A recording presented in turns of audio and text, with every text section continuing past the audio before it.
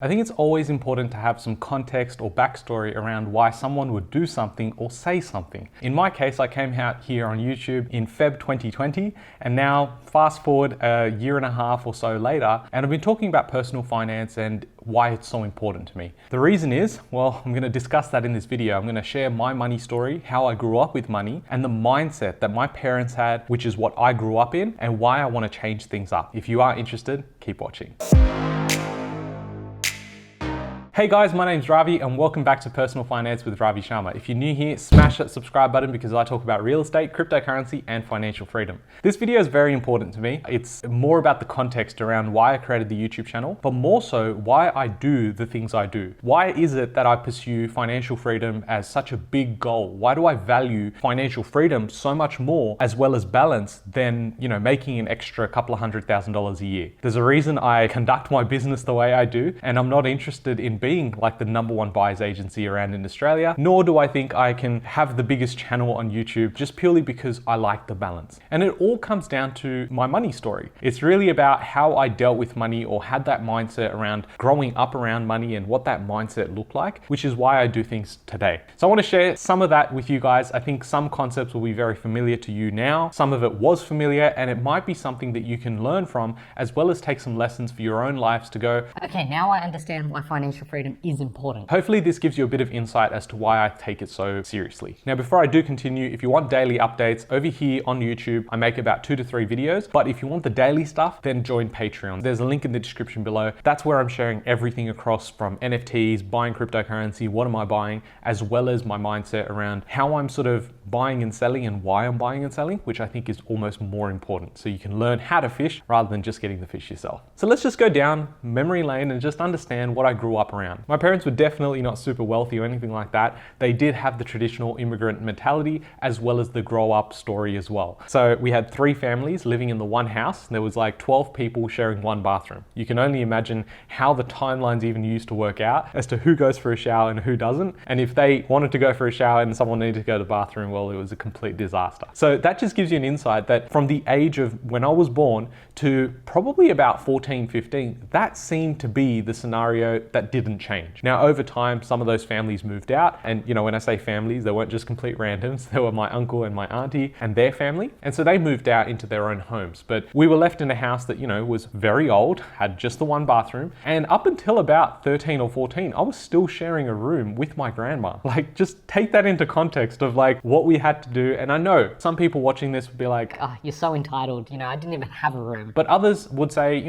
like you had it pretty hard compared to what I do. So this is where my relationship with money really started. It wasn't that I looked at my situation and felt bad for myself. No, I was actually very, very happy with where I was at. I was very grateful that I even had shelter, that I had my parents, have a house at the time. But I also realized the limitations around how much you could be as a person in an environment like that. When you had so many people around you, privacy didn't exist. Even just seeing my own parents, if they wanted to really have a good old argument, they couldn't because there was so many people around. So this is where I started understanding we need more choice. How do we get there? Well, I'm yet to find out because I'm 12 and I don't know anything. And so I was just going through schooling, and you start hearing from other school kids what their situation was. And, you can't help but compare. And that was such a big lesson for me to learn, because all that did was it put you in a more negative mindset. And that is, again, one of those lessons that I did learn. But my relationship with money at the time was that, my parents would give me a little bit of money to go and, buy lunch from the canteen on a Friday. But other than that, I saw my dad sort of not attend any,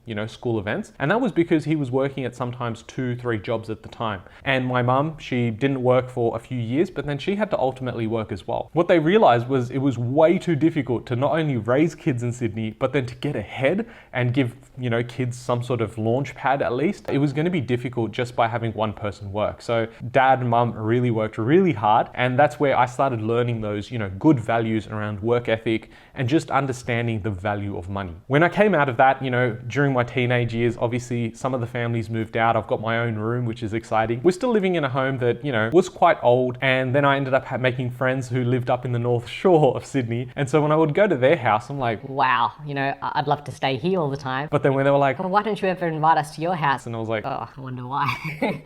So again, again, comparing and just knowing what you had compared to someone else, it always made me feel bad. Now, one of the things that did happen early on, which I'm super grateful for, is that my parents realized, yes, you needed to increase your income, but that was simply not going to be enough. For them, their asset of choice was property. And so they started investing into real estate. They started buying in Sydney. And when I say started buying, like they weren't buying a huge amount. They were just buying one, and maybe they would do that for every third year or fourth year. And I could see that, the struggle was real. Everything that they saved, they would go and invest into another property. And so I grew up with that, knowing that that was probably the key to financial freedom. But what I did also see was they had an accountant that was really just fixated on one thing, which is how do we reduce your tax? And because they had that mindset, they also had to, they listened by choice to this accountant, and they offloaded some of the properties that they shouldn't have. And now, obviously, hindsight being a beautiful thing, I'm looking back and saying, wow, if you guys didn't sell that, we would be there and that would be there. But that's how it is. That's life, right? You can never see the alternative path. Just continue and, assess what you can and adapt. So once I saw that they were investing and that allowed them to compound their money, then we had the choice to actually move home. So my parents ended up purchasing a property. What we did was we knocked it down, and what was very important for us was that my parents worked really hard. We were just going through school, so almost at uni, and we didn't really rely on their money anymore, because during uni we were working ourselves, my brother and I, we were working, and so we were just basically paying for our own expenses. They would take care of, the house and the bills and stuff like that. But what I did find was that the relationship with money, the conversations around money were just unhealthy. Everyone has their own way of doing things, and my dad was very particular in how he did it, but it was always a constant thing like, we don't have enough. There's always more to gain, and we need to limit how much we're spending. We need to save and do these things. And this is where, the sort of mindset I had, in my early 20s, it was save all that you can, invest a little bit, and continue doing that, because in 30 years, you'll have a really bright future. I see some other YouTubers come out and see it all over TikTok as well, that, you can go and invest, into ETFs, and then in 30 years time, you're going to have X amount of money and it's fantastic. But that's the mentality that almost held me back. Now, don't get me wrong. There's not a lot wrong with that situation. People going out there investing for their future. I think it's fantastic, because I've also got grandparents that are on the pension that, are really struggling. So actually doing something is better than nothing. But what I found was there was an efficient way of doing things. There was an efficient way of building wealth and creating that wealth long term. And what that meant was using debt, leveraging that, and really understanding the core principles of personal finance, and then going out there and having the choice to diversify if you wanted to. Leveraging and using debt was the big unlock for me to go from, being in this mindset that I was defensive to then being overly aggressive, which has really allowed me to excel in my own personal development, but as well as my personal wealth and growth there. With dad taking the lead on finances, it meant that there wasn't a conversation with mum and dad about finances that we were ever part of. Mum was pretty much like, you handle that, I'll handle this. And although, it seems on paper like that would work, what it did was it meant that dad pretty much had the control when it came to finances. Mum didn't really know what was happening. And more recently, in the last couple of years, since they've split up, mum has been in that position where she's had to go and learn those things. This is why I say that whether you're female or male, whether there's one person in the partnership or, relationship that's better at finance, it needs to be a collaborative process. It needs to be a healthy conversation between people. You can't just simply rely on one person, because if that one person goes or there's something that happens, what are you going to do? And this is something that I really want you to take away from the channel. I have probably about 30% of females actually watching my channel, but if you do have a sister, mum, or a cousin that is female, please share this video, because it's very important not to just rely on whether it's a male, or if you're a male and you rely on your partner to do these things. I don't think it's healthy. I think just seeing my parents, go through that process, and then being in a situation where mum almost didn't have any control over her finances, whereas dad did, it meant that the goals weren't aligned. Those cracks started coming about when it came to, actually enjoying life. So in my late teens and early 20s, I started realizing financial education is very important. Read books, podcasts, whatever you need to do to really open up your mind and adapt. There was always aunties and uncles coming over, family, friends talking about, I did this, I did that. And then,